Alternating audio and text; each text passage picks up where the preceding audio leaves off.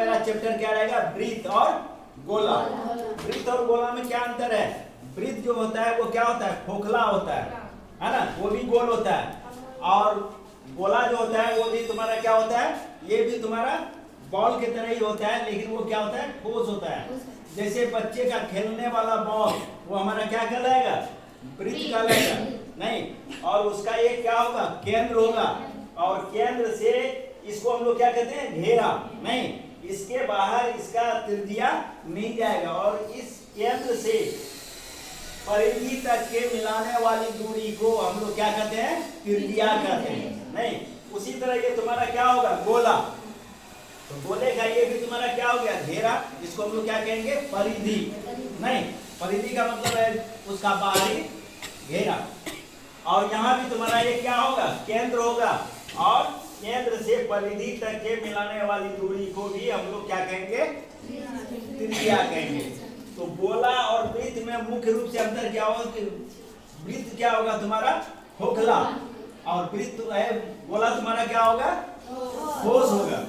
अब इसमें हम लोग पढ़ेंगे, कहने का मतलब कि इसका क्षेत्रफल और इसका परिधि, फिर इसका हम लोग पढ़ेंगे गोले का संपूर्ण पृष्ठ का क्षेत्रफल या क्षेत्रफल, और हम लोग क्या पढ़ेंगे, इसका अर्धवृत्त का क्षेत्रफल, फिर उसका क्या पढ़ेंगे हम लोग, गोले का आयतन। तो चलो वृत्त का क्षेत्रफल, वो वृत्त और अधि में क्या अंतर है, तो पहला तुम्हारा क्या हुआ रे, ये जैसे ओ ए, ये क्या कहलाएगा, आर, आर को हम लोग क्या कहते हैं, त्रिज्या नहीं। तो त्रिज्या और व्यास, व्यास को हम लोग क्या कहते हैं, जैसे यहाँ से मिला रहे हैं, यहाँ इसको मान लो ए डैश दे दें, ए डैश क्या कहलाएगा, ए डैश बराबर हम लोग लिख सकते हैं कि ए डैश ओ प्लस ओ ए, लिख सकते हैं नहीं। तो ये हम लोग क्या कर सकते हैं, इसको आर और जोड़ क्या करते हैं, आर, काहे कि केंद्र से इधर भी परिधि है और केंद्र से इधर भी क्या है, परिधि है, और केंद्र से परिधि तक की दूरी को हम लोग क्या कहते हैं, त्रिज्या। इसका मतलब ये आर है, तो ये भी तुम्हारा क्या कहलाएगा, आर, यानी आर और प्लस आर कितना हो गया, 2r, ये क्या हो गया, 2r।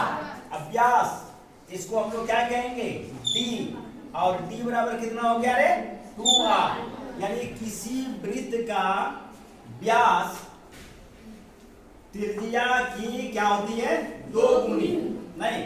अगर किसी वृत्त का त्रिज्या 5 सेंटीमीटर है तो व्यास कितना होगा, 10 सेंटीमीटर। तो अगर तुम लोगों को पूछा जाए कि व्यास और त्रिज्या में क्या संबंध है, तो ये व्यास बराबर होगा कितना, 2 गुना त्रिज्या नहीं। इसको हम लोग क्या कर सकते हैं, व्यास बराबर 2 गुना त्रिज्या, और r बराबर क्या होता है, d/2, यानी किसी वृत्त की त्रिज्या जो होती है वो व्यास की क्या होती है, आधी नहीं। यानी कि अगर व्यास, त्रिज्या का व्यास अगर 20 सेंटीमीटर है तो त्रिज्या कितना होगा, उसका आधा कितना हो जाएगा, 10 सेंटीमीटर। तो यही तुम्हारा क्या है, इसमें और इसमें ये क्या होगा तुम्हारा संबंध नहीं। अब इसी में हम लोगों को पढ़ना है कौन सी, वृत्त का क्षेत्रफल। तो वृत्त का क्षेत्रफल क्या होता है, पाई आर स्क्वायर। तो वृत्त का क्षेत्रफल, वृत्त का क्षेत्रफल कितना होता है, पाई आर स्क्वायर, जहां पाई बराबर कितना होता है, 22/7। किसी भी प्रश्न में अगर जब तक ये नहीं कहा जाए कि पाई का मान 3.14 रखें, तब तक हम लोगों को पाई का मान कितना रखना है, 7 रखना है। और इसी में आ गया वृत्त की कौन सी, परिधि। तो वृत्त की परिधि कितना होता है, 2 पाई r। अब चलो हम लोग किधर, गोले की तरफ है ना। तो गोले में भी वही संबंध है जो संबंध किसमें है, त्रिज्या में।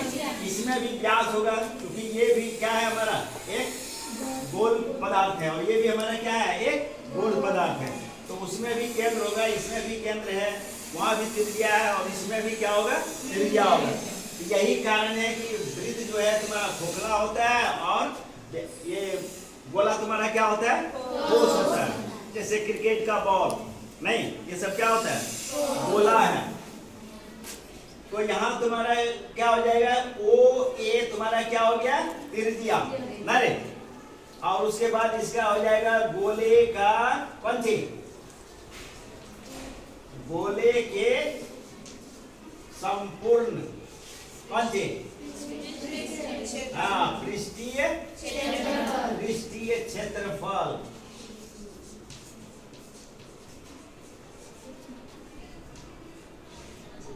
क्षेत्रफल या संपूर्ण पृष्ठीय क्षेत्रफल या पृष्ठीय क्षेत्रफल पूछे तो क्या होता है, 4 पाई आर स्क्वायर। आर नहीं, 4 पाई आर स्क्वायर। यहाँ भी पाई का मान कितना रखना है, पाई। इसी तरह यहाँ गोले का अर्धवृत्त, गोले के अर्ध क्षेत्रफल ना रे, अर्ध क्षेत्रफल तो क्या होगा, 4 है तो क्या हो जाएगा, 2 पाई आर स्क्वायर। अब गोले का आयतन, तो गोले का आयतन कितना होता है,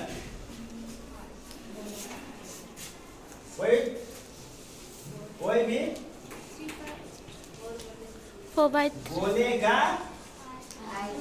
आयतन कितना होता है, 4/3 pi r square. 3 pi r square.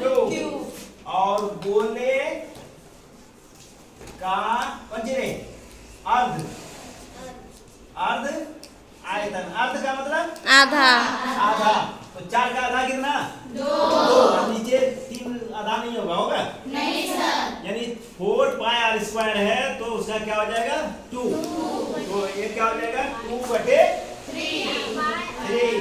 Pi are cube. क्षेत्रफल की इकाई स्क्वायर, क्षेत्रफल की इकाई स्क्वायर। सेंटीमीटर रहेगा तो क्या लिखेंगे हम लोग, सेंटीमीटर स्क्वायर। अगर मीटर रहेगा तो क्या लिखेंगे, मीटर स्क्वायर। उसी तरह आयतन, आयतन का मतलब तुम्हारा क्या है, आर क्यूब। अगर आर तुम्हारा सेंटीमीटर है तो क्या बार हम लोग गुणा करेंगे, 3 बार। सेंटीमीटर गुना सेंटीमीटर गुना सेंटीमीटर। जैसे हम लोग पावर वाला पढ़ते थे, x गुना x गुना x, तो x पर पावर क्या होता था, 3 हो जाता था। यानी कि उसमें पावर क्या हो जाता था, जुट जाता था। तो इसका मतलब है आर क्यूब है, इसका मतलब इसका आयतन क्या होगा, सेंटीमीटर क्यूब। यानी किसी का भी आयतन हमेशा क्या होगा, क्यूब। अगर सेंटीमीटर है तो क्या होगा, सेंटीमीटर क्यूब। अगर मीटर है तो क्या होगा, मीटर क्यूब। हमेशा किसी भी चीज का, चाहे वो फिजिक्स का हो, केमिस्ट्री से हो या मैथ से हो, क्षेत्रफल जब भी होगा तो क्या होगा, स्क्वायर। और आयतन होगा तो क्या होगा, क्यूब। अगर तुम्हारा इकाई सेंटीमीटर है, हम लोग बोलते हैं ना किसी चीज में कि एसआई इकाई या मात्रक, ये सारे चीज क्या है, एक ही है। अगर तुमको पूछ दिया जाए किसी में कि एसआई मात्रक बोलो, वही बोलना है जो तुमको किसमें बोलना है। कोई पूछेगा मात्रक बोलो, कोई पूछेगा एसआई मात्रक बोलो, कोई पूछेगा इकाई पूछो। तो जिस चीज को हम लोग जिस से नापते हैं या तौलते हैं, वही उसका क्या कहलाता है, इकाई कहलाता है। जैसे किसी द्रव्य को हम लोग लीटर में या किसमें, किलोग्राम में, और किसी लंबाई को सेंटीमीटर में, मीटर में, किलोमीटर में। तो कोई चीज लंबाई को हमको नापना है तो उसमें चाहे मीटर बोलेंगे या सेंटीमीटर बोलेंगे या किलोमीटर बोलेंगे। नहीं, बड़ा अगर इकाई बोलना है तो हम लोग किसमें जाएंगे, किलोमीटर में। और छोटा से छोटा ज्यादा ज्यादा कितना हम लोग आएंगे, सेंटीमीटर। नहीं, उससे भी नीचे होता है मिलीमीटर। जैसे हम लोगों के पेट में कभी तुम लोग सुनी होगी पथरी हो जाता है, होता है ना, वो पथरी का क्या होता है, एमएम होता है, यानी मिलीमीटर। अगर सेंटीमीटर कहेगा तो 1 सेंटीमीटर इतना बड़ा, तो 2 सेंटीमीटर तो बहुत बड़ा हो जाएगा। अब बहुत बड़ा हो जाएगा, इतना नहीं तो इतना था तो छोटा रहता है मात्र, तब तो वो पूरा ब्लॉक कर दिया। अब पूरा ब्लॉक कर दिया तो तुम्हारा खाना जाएगा नहीं, जाएगा। इसलिए वो किस में होता है, एमएम में, मिलीमीटर में। और उसका सबसे अच्छा उपाय है कि होम्योपैथ से कंसल्ट करो, है ना। होम्योपैथ डॉक्टर के पास जाओ, वो खाओ, मैंने ऑपरेशन कराने की कोई जरूरत नहीं है, और वो गला देता है लगभग, समझ गया। और देहाती है, जैसे ये तुम्हारा बहुत पत्ते होते हैं, पत्थर चट्टा सब बोलती है ना, उसको भी खाना है। और कुर्थी होता है, कुर्थी दाल जो हम लोग खाते हैं, इसीलिए कहता है कि साल में कम से कम 4 दिन 5 दिन क्या करना चाहिए, खाना चाहिए। और खास करके कभी कभी जैसे साल में जामुन जरूर खाओ। जामुन खाने से क्या होता है, अगर किसी तरह किसी के साथ अगर बाल चला जाए, बाल पचता नहीं है, पेट में पचता है नहीं पचता है, अब जामुन खाएगी ना वो सारे को गला देता है। तो कितने सुंदर है, डाइजेस्टिव सिस्टम भी बढ़ाता है, यानी पाचन क्रिया भी ज़्यादा बढ़ाता है वो। इसलिए जामुन हम लोगों को क्या करना चाहिए, जरूर करना चाहिए। और जिसको वृक्ष है वो जरूर जामुन सुखा के थोड़ा सा उसका क्या बनाओ, चूर्ण बना के रखो। यही सब तुम्हारे गणित में पढ़ाई होगा।